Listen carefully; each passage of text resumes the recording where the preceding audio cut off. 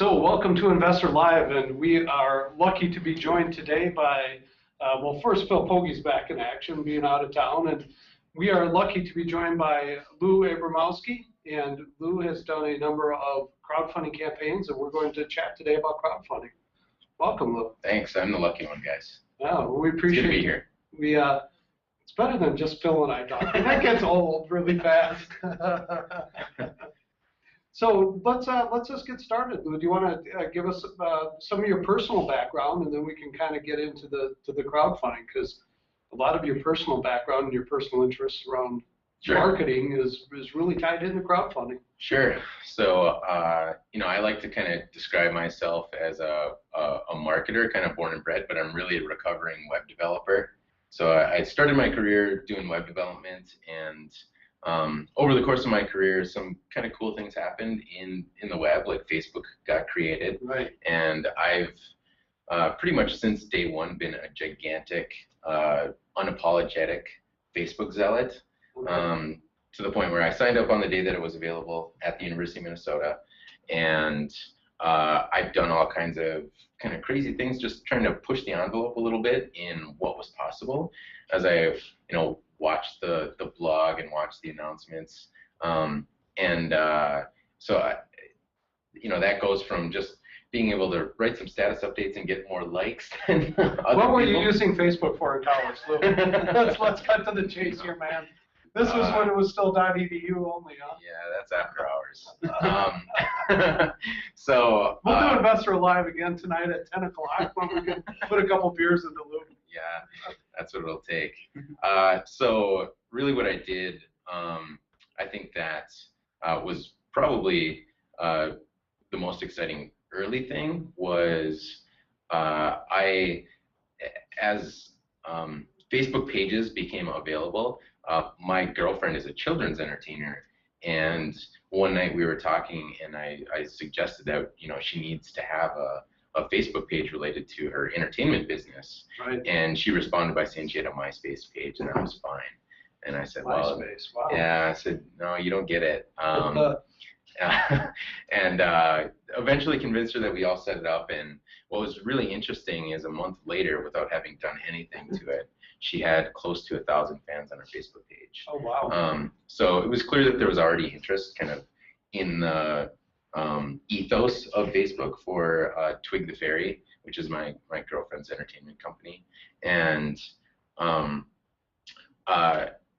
one of the exciting things, that I guess for next steps that happened there was Facebook also introduced a bunch of programming through their platform to help pages grow. So I one night just hacked together a little bit of code that built a personality quiz related to the fairy business. Specifically, it was a fairy industry. Yeah, And just to clarify, this is fairy along the lines of Tinkerbell. Yeah, there's wings and yeah. Okay. Fairy Glitter. dust, glitter dust, yeah. Glitter bombs. Glitter bombs, plenty of those. And so, one of the things that interested me, because, personality quizzes have been, just this tried and true kind of marketing vehicle since Cosmos started being printed, and being able to answer the 16 questions and at the end of it find out how good of a girlfriend you are, right? So what we did was we put together a personality quiz that revealed your fairy name based on what your human name was. Okay. But the way that we developed it was, in order to use the personality quiz in the first place, you needed to like her Facebook page. Okay. And on the other end of that, when your fairy name was revealed to you, there was a call to action to share that with your friends. Oh, and, very neat. Yeah, and it really only took one click in order to get there. So we tried to reduce the amount of friction in order to share that with your friends. And the story that got posted said, hey, look, my fairy name is Phelan Twiggle Hogglebot Whispers Fellow or something. Sounds like something like a fraternity would make up. Yeah, so it varied for your gender as well, right? So I have no idea what my fairy name is. I'll admit that. Isn't it Hot Lou? Yeah. That was your fairy name. Yeah, Hot Lou. I'll have to run that by the head fairy and see what she says. So in any case, the story that got published said, look, this is my fair name, but it also had a call to action that says you should get your fair name too, and that started the virtuous cycle all over again. Okay. So what was really neat about that is, we put together this kind of social design around a personality quiz that was also a great marketing vehicle for building her Facebook page. And a year later, I started seeing a lot of people kind of use that technique, and even though I didn't kind of teach it to anybody, I think slowly people were discovering it, but we had a great kind of head start on that stuff. So kind of around the same time, I had co-founded a startup in Minneapolis called INVESTyR that was working on what at the time we were calling portable commerce. So we were trying to take the entire, for instance, 1-800-Flowers shopping catalog that was online and make everything purchasable inside of a little widget that you could embed anywhere all over the web. And one early morning, I got some inspiration that could only be the result of 18 hours of work in a row and sleep deprivation. I hacked together the code that took our platform and opened up the very first store ever on Facebook. Very nice. So 1-800-Flowers sold the first real tangible product in Facebook using the INVESTyR platform on July 8th, 2009. Wow. And of course, it was a very classic startup story in that we didn't even have a phone number, and by the time we set up our phone number, literally our voicemail was full before we knew how to check it. Yeah. So the Wall Street Journal and all these people are trying to get a hold of us, and we're, begging for office space in downtown Minneapolis for our startup. So very classic story.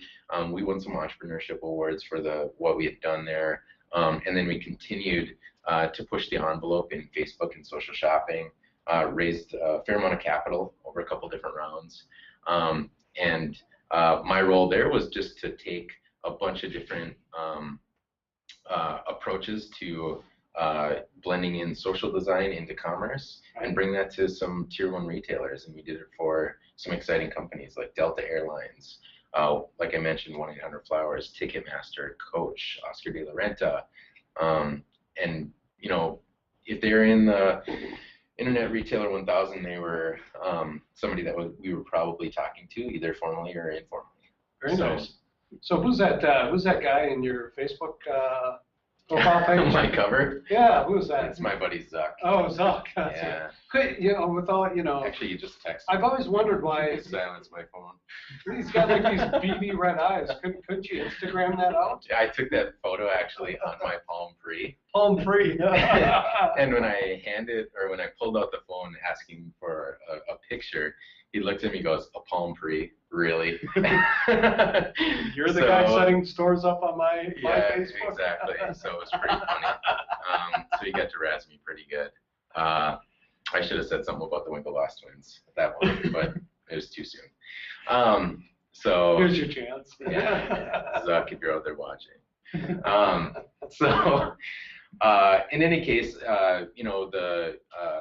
between kind of all of the Facebook stuff, there's some other kind of marketing things that I did that I think the most relevant one is that we tried to take Twig the Fairies audience on Facebook and blend it into some crowdfunding campaigns. Right. Because my girlfriend had told me early on that one of her dreams since she was a child was to publish a children's book. Okay.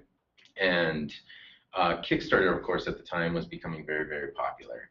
And let me take that back.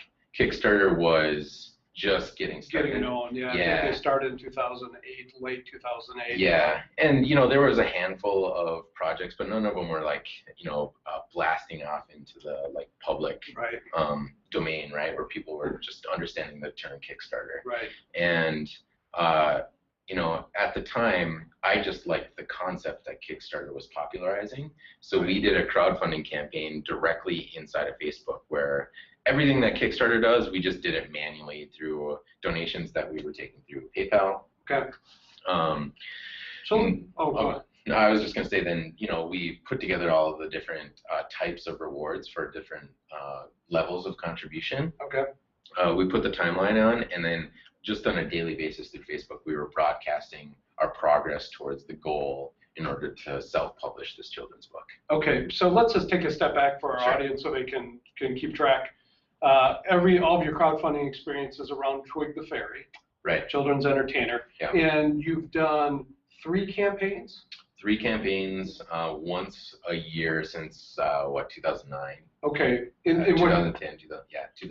And you were just referencing the first campaign wasn't on Kickstarter, was really mimicking the concept of crowdfunding, but you were doing it yourself, really within the Facebook environment. And then the last 2 times was on the Kickstarter platform.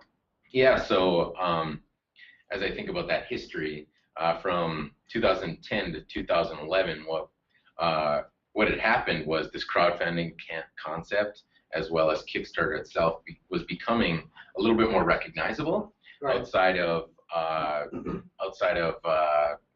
just maybe the tech scene. So with that in mind, we decided, using Kickstarter might make a lot of sense, and we might be able to capitalize off of Kickstarter's growing audience. So we took that, and unfortunately, I don't think the second time around using Kickstarter, we were able to capitalize off their audience. And truthfully, afterwards, I said to myself, we'll never use Kickstarter again.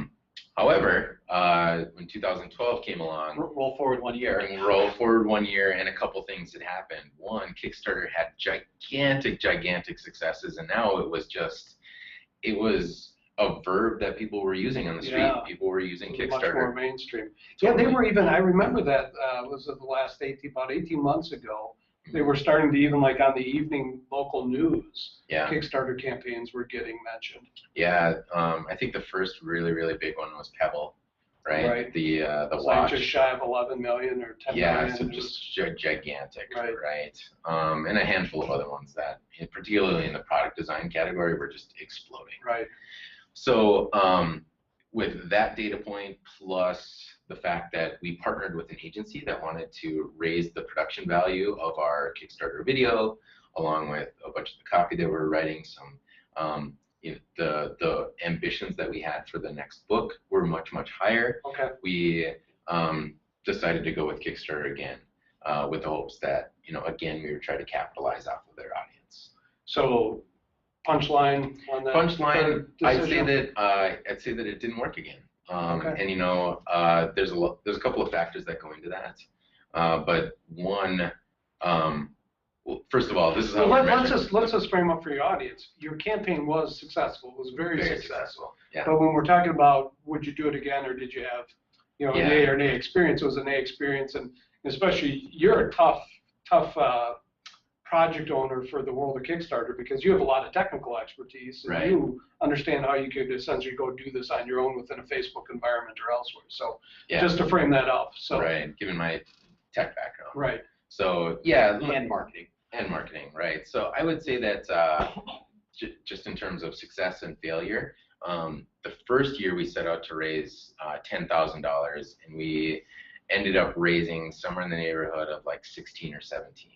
Something like that. And that was just through Facebook and a PayPal note where people could make donations directly. Right. And the second year we raised the goal a little bit higher to 15, and through Kickstarter we were able to raise $22,000, and that was over a 4-week period in roughly October.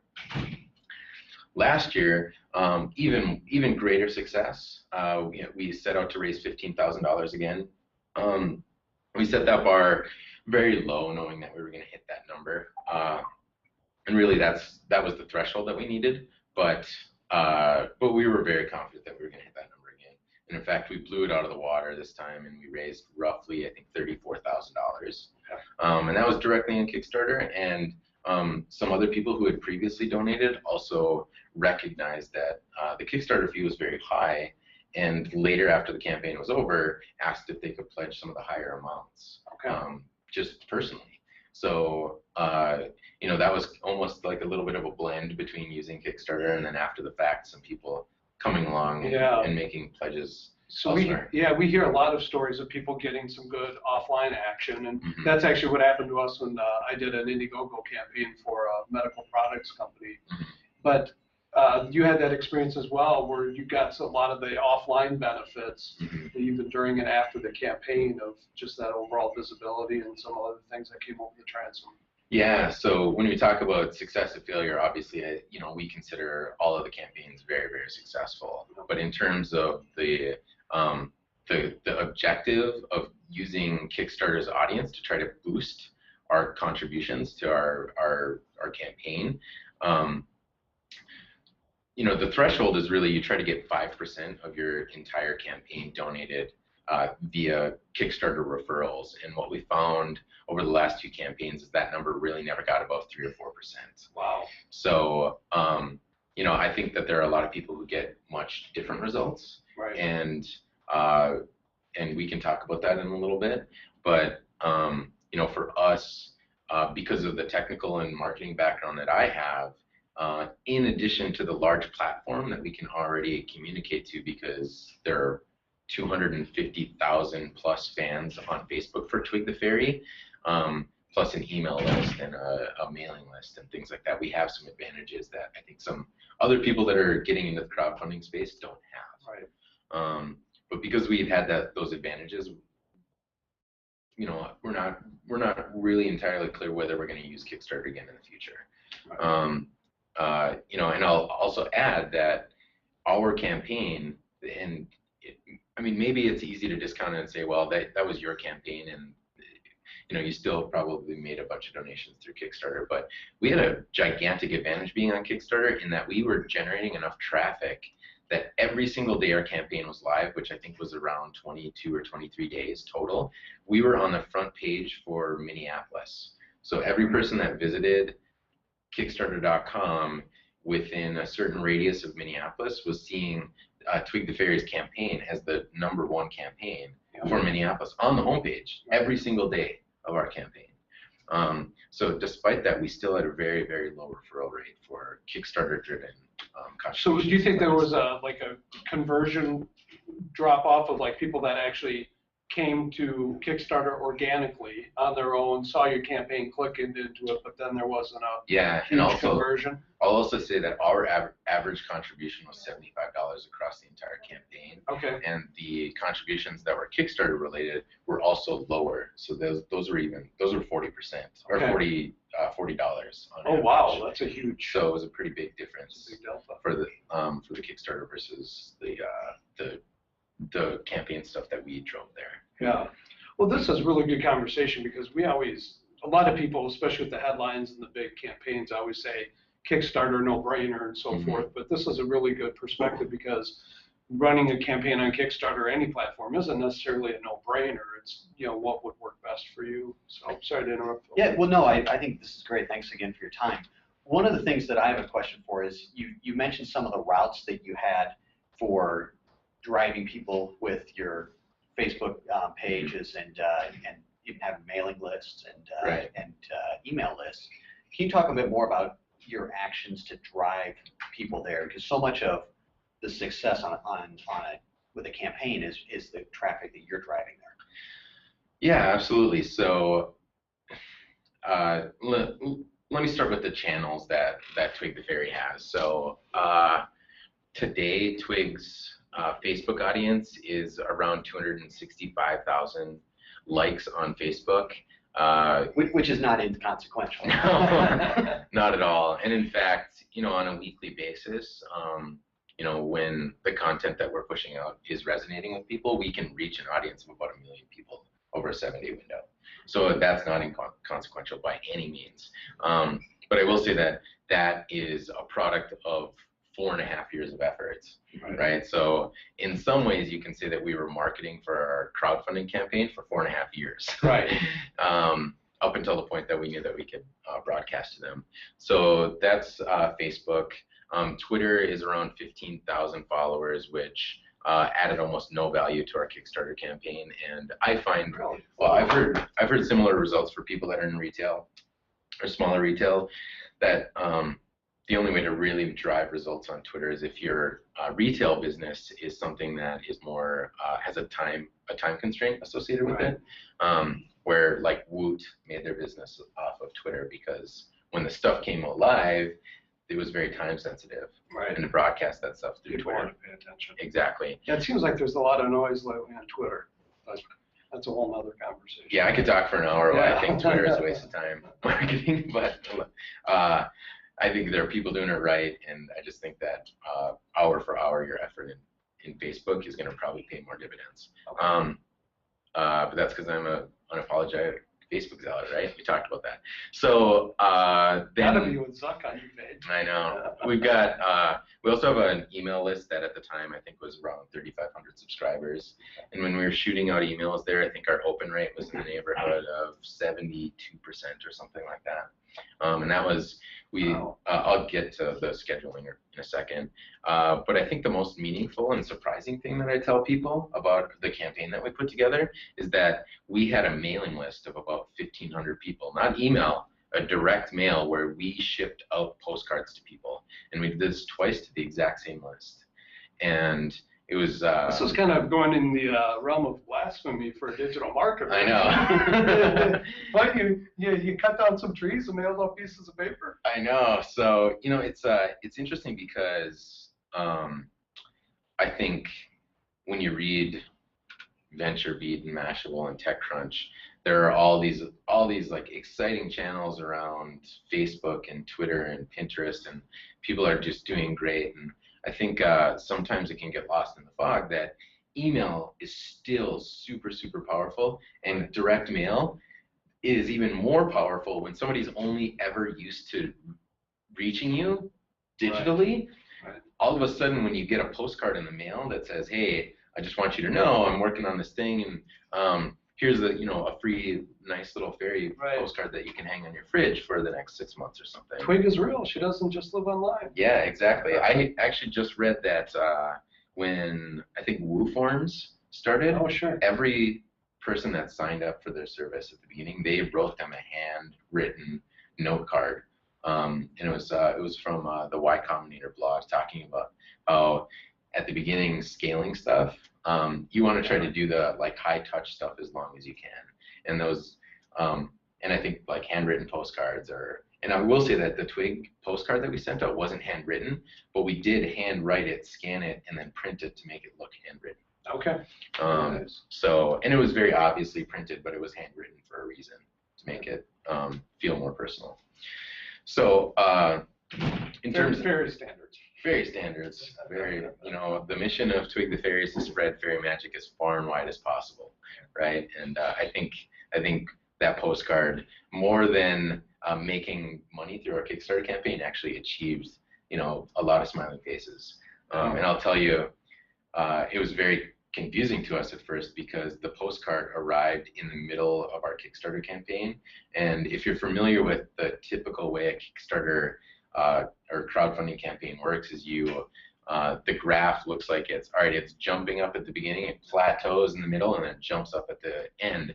But our single biggest day, any day for our Kickstarter campaign, was right in the middle, and it was so confusing to us because as a digital marketer, we had nowhere to point to. Like, what happened? What's going on? And it had slipped my mind that we sent this thing out because I had scheduled it like 3 or 4 weeks before. But we jumped on our Facebook page and there was a bunch of people saying, "I got your postcard today, and it's so exciting that you're writing another book," or I just hung it on my fridge, or I framed it in my daughter's bedroom, and now she's having fairy dreams at night. So it was pretty neat to see the results on Facebook for this thing that otherwise we wouldn't have been able to really track. And it was clear that on that day they were arriving, and we had a huge boost. So just take a guess, Lou, on what percentage of the campaign proceeds came from offline activities versus online activities. That's really fascinating. Yeah, ballpark, I think we ended up spending like $1,500 on 2 mailings, 2 postcard mailings, and I don't think we ever really calculated it out, but I think there was probably $4,000 or $5,000 in pledges on those days where they landed. Okay. So yeah, I'd say that it was obviously a very good investment because I know we did multiples higher of the money that we spent on it. Okay. But one of the challenges was the second postcard landed on our second biggest day ever, which was the last second to last day of contributions. Okay. So it was hard to Hard to differentiate. get that mix. Yeah, it was hard to differentiate where those were really coming from. Okay. Yeah. So I heard you speak several months ago, and one of the things about that really surprised me, or actually that I thought was really insightful, is the duration of a campaign and how you how you intentionally made it short. Mm-hmm. And what if you can give some more color Sure. around that? Yeah, I think the kind of prevailing wisdom for your crowdfunding campaign is that people should have it last like roughly a month. We had a couple of constraints. We wanted to get some of the funds in before we needed to send them off to our manufacturer. Okay. And we needed to deliver our packages in time so that they would arrive, so everybody could have a very Merry Christmas. So we started in October, and we, like I said, I think the prevailing wisdom is to try to do about 28 days, but given the fact that I think most of the value comes in the first few days and the last few days, we actually tried to compress that and deliberately compressed it to a window that we tried to cover two pay periods. And specifically, we tried to end it around a Friday later in the month, only because most people use the first paycheck in their month to cover your standard bills, whereas if you end up with like a third paycheck in a particular month, it gives you this, it gives people more disposable income. Right. So we deliberately tried to end it. We gave people, let me back up. So we had a little bit of an advantage in that the end of the month also coincided with like a Friday or close to it. And what we wanted to do is assume lots and lots of people are getting paid every other Friday. And we gave people the entire weekend for us to market and for people to decide that they wanted to use whatever paycheck that they got late in the month there, to see if they wanted to spend it. So we took the prevailing wisdom of trying to do like roughly a month, and we compressed it to what ended up being a little, I think it's just a little under 3 weeks. I think it was 22 days that we did the whole campaign. So it was just a little over 3 weeks, and the idea was that we were going to get most of the stuff in the middle, most of the stuff right out at the outset. The middle of the week, we tried to do some creative stuff based on whatever we found out in that first week, like introduce new types of rewards if other things were working better, or see if we needed to pump a little bit more effort into some other types of our media. And then we spent the last week kind of executing on that, and we timed it so that what we felt might be somebody using their disposable income towards a gift for Christmas. Okay, perfect. Well, that's great. So what I just heard you say is your campaign is not set it and forget it. Mm-hmm. That you have to continue to work at it, learn what people are, or what's driven the trigger or causing a buy or donation, I guess in this case. And I think that's a really good point. You were already talking about the how you want to stretch it over 2 pay periods, and so with that means that it's a big enough purchase that people had to actually think about it. That it's not your target wasn't $1 or $2. Why don't you talk about what your target rate was that you wanted each donor to, or that average level? Right. Or reward level strategies. Yeah. So there's kind of 2 components to that. The first one is roughly the size of our target for what we wanted to raise. And the second year that we did that was basically a calculated metric for us, where what we did is we took the average donation from the previous year and we multiplied it by the number of people that we thought were going to pledge. There you go. And that's how we picked our target number. So I don't have the math on top of my head right now, but I think that number was like 400 donations and an average of 60. So I think that adds up to 15,000, and that's roughly where we hit. So we thought we could get 400 people to donate on average $60, and that we thought we could get about 400 donations over the course of the campaign that we did in 2011. Okay. And we did a little bit better because we had some really big donations, and our average went up from like 60 to I think 78 that year, and because of that we just kind of blew it out of the water. So the second component of that is some reward strategies. So in terms of getting to that $60 number, we really are trying to find the people who are very interested and excited and enthusiastic about the project in general, so that what they're doing is actually contributing to the project in an effort to see it successful, not just to buy the product. In some way, it's a little unfortunate that we've conditioned the fans that we have to know that after the campaign they can just buy some of the products kind of piecemeal.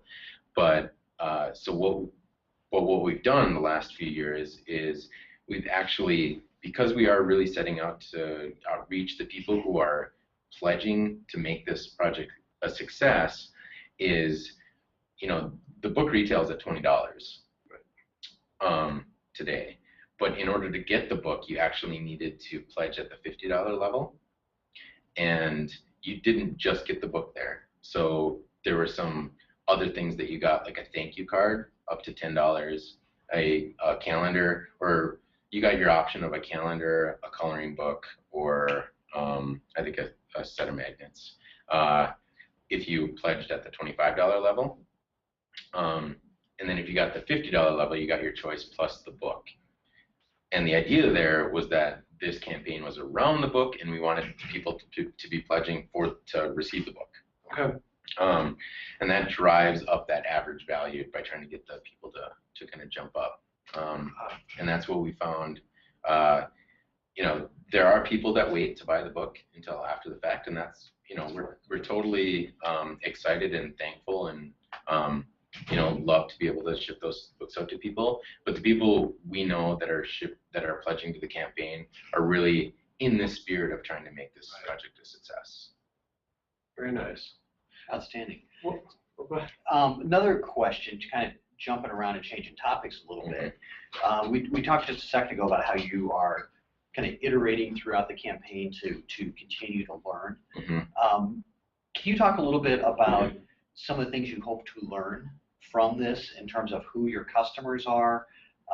You know, what is there any aspects to the performance or to, you know, anything that goes around kind of the enterprise of Twig that you hope to learn from doing this? So kind of like the non-financial rewards of a crowdfunding campaign. Exactly.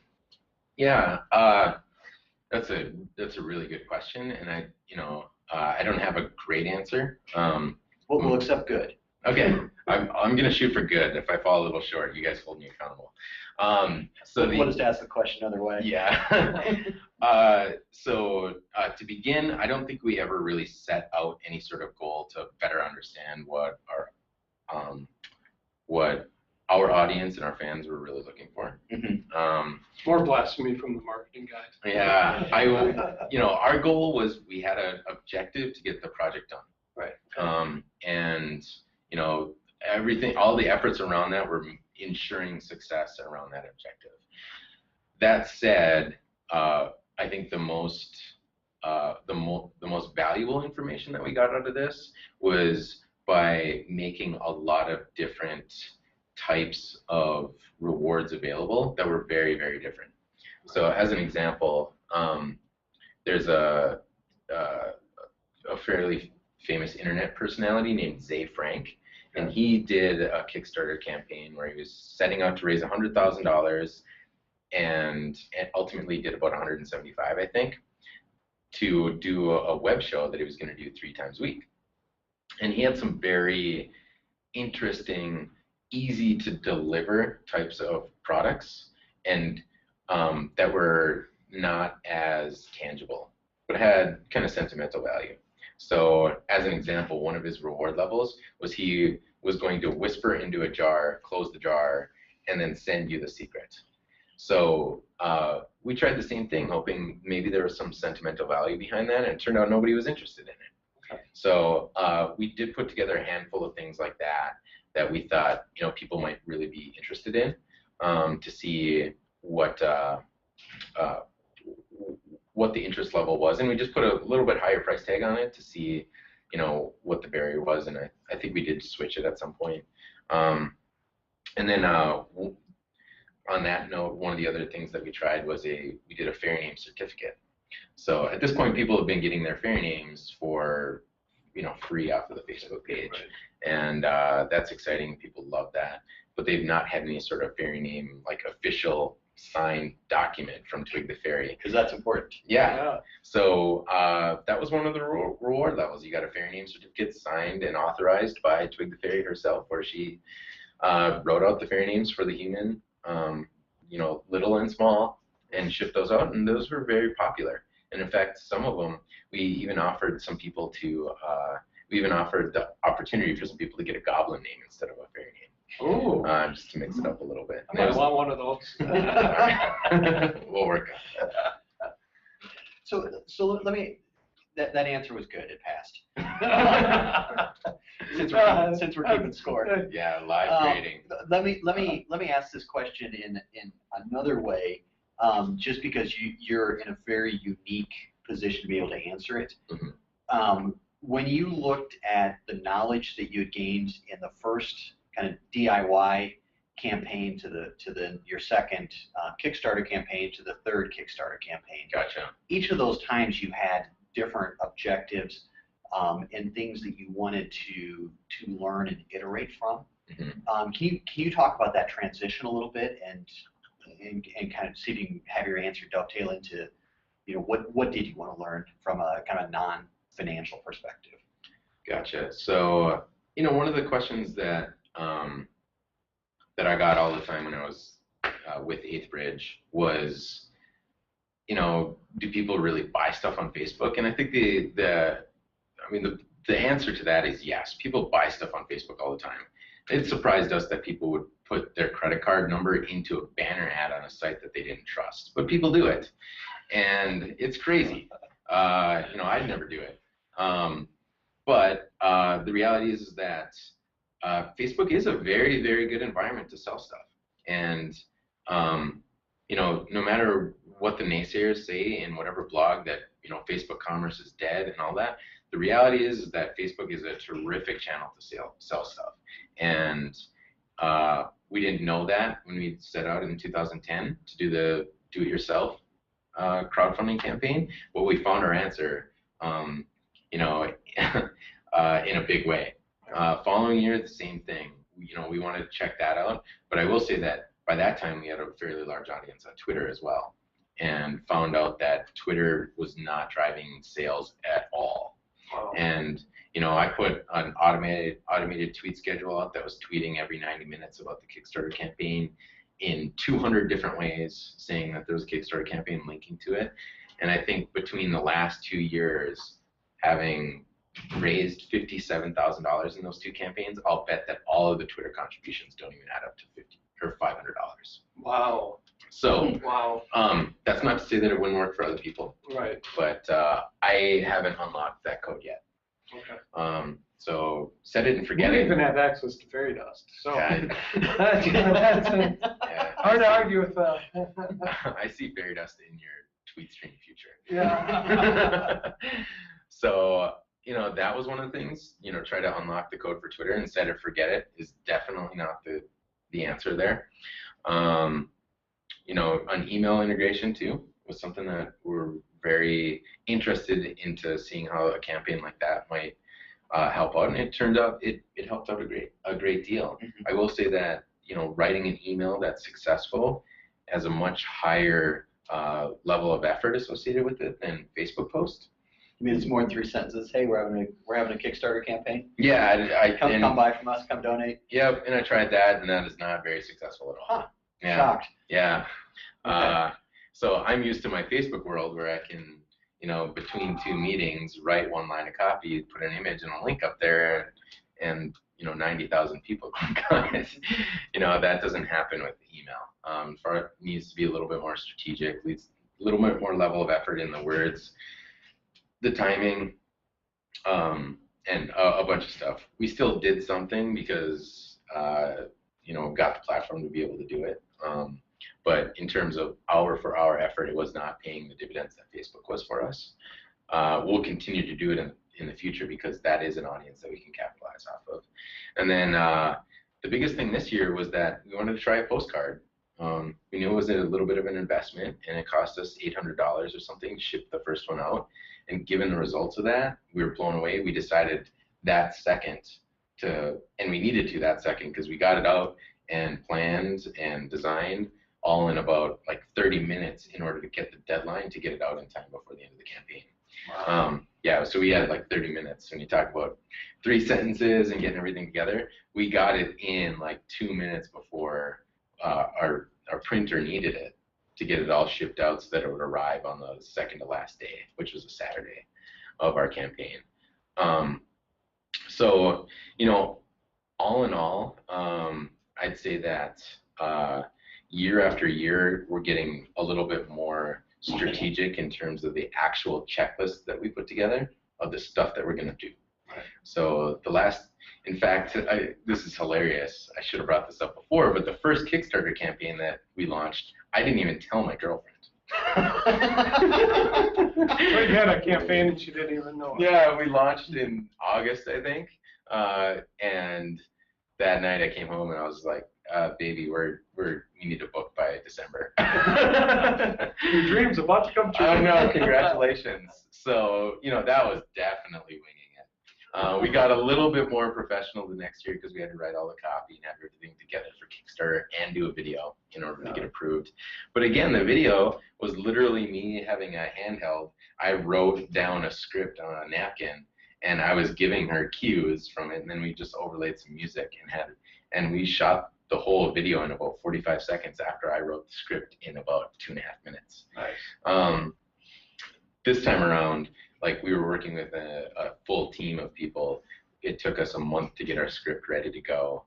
Then the videographer, editor that helped us out, a guy named Eric Castle at B-Swing, which is the name of the agency that helped us out, did a just tremendous job. The production value, I mean, you should, if you're thinking about doing any sort of video for a crowdfunding campaign, just visit, Google Twig the Fairy Kickstarter, look at the most recent one. It's the Goblin Masquerade video, and you'll see the kind of production value. And all you have to do is look at the number of likes and the ratio of likes to the pledges that we got. Yeah. And I have yet to see a Kickstarter campaign that's gotten the number of likes that our video got relative to how much it raised. Nice. So we went into all of that effort plus the months leading up to it. We had everything checked off and we had the emails written. We had the scheduled tweets to go out. A week and a half before the campaign launched, we'd already planned to get the postcard out. So, and we'd picked the window months ahead of time that we were going to do it. And on top of everything else, I will say that we also teased it. So we spent a week and a half teasing it, and not all of that was intentional. Some of it was accidental. Actually, yeah, that was a complete improvisation. So we accidentally, I don't even remember the exact circumstances, but bottom line, the new book was about introducing some goblin characters into the Twig the Fairy world, and a week ahead of, or a few days ahead of launching, we thought we were all ready to launch and everything was a go ahead, and we had been teasing it for a couple of days and we were ready to go, and then Kickstarter had an issue with their video. So it wouldn't compile the video, and we knew without the video we didn't want to launch the thing in the first place. So with that bug on their site, we weren't able to launch, and we told everybody for like a week that we were about to launch. So instead of launching, what we did is we had a goblin takeover on her Facebook page, and now we took pictures from the book and we put them on the page saying, Twig the Fairy has no announcement, the goblins own this page now, please go away, if you like fairies, this is not the page for you. And then we did that for like 2.5 days, which just teased it even more. Right. And then when it was finally ready to go, we launched and kicked off. So and we got to have a lot of fun with that because we absolutely had to improvise to make that all happen, but ended up being actually pretty good for us. So one of the things that you brought up a couple times is time. I mean, there's a lot of effort that goes into this. So in the last Kickstarter campaign, do you have a guesstimate of how much time went into it from all parties involved? I mean, it was definitely several hundreds of hours. I mean, just the editing of the video. We were very fortunate to have a partner that wanted to partner with us and put the amount of effort that they did. Okay. I mean, I'll bet the editing was probably a couple hundred hours by itself. Not that I don't think anybody needs to go to that level of effort. Yeah, and this was your third one once again. I mean, you stair-stepped it up, but Yeah. but you still need a video if it's your first one. Yeah, if I were to, let's say, take the 2011 one, which was the low effort one, that was still very successful for us. I'd say that ballpark, we probably put like, for the campaign part, not the delivery part, probably like 150 to 200 hours in over the course of a few months. So it's no small undertaking, no matter what. I mean, it's a big commitment. In the previous year, it was like literally I wrote it up in an hour and a half